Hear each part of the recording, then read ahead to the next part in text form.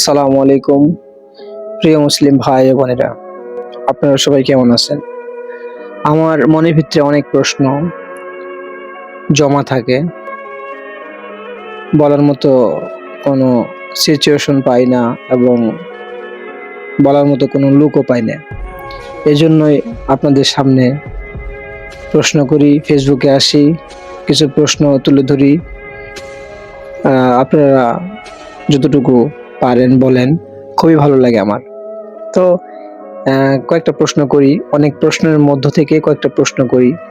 সেই কথাটা হলো যে, এবং প্রশ্নটা হলো যে, আহ, কোনো বিধর্মী ভাইয়ের যদি ইসলাম ধর্ম ভালো লাগে, সে যদি ইসলাম ধর্ম গ্রহণ করে, আহ, তাদের যে বাবা মার যে সম্পত্তি আছে সেগুলো থেকে কি বঞ্চিত হবে?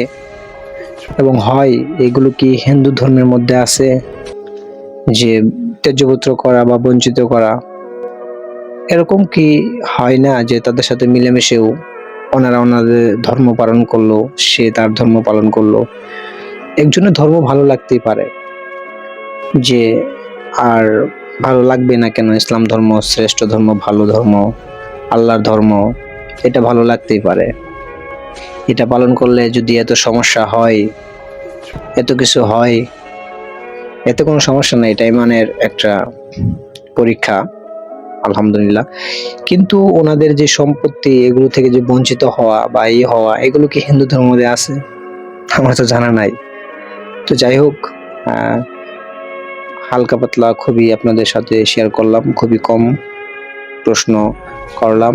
ইনশাল্লাহ আরো সামনে পাবেন, ইনশাল্লাহ অনেক কিছু প্রশ্ন করব। ইনশাল্লাহ আপনারা উত্তর দেবেন, প্রস্তুত থাকবেন ইনশাল্লাহ। আসসালামু আলাইকুম রহমতুল্লাহ।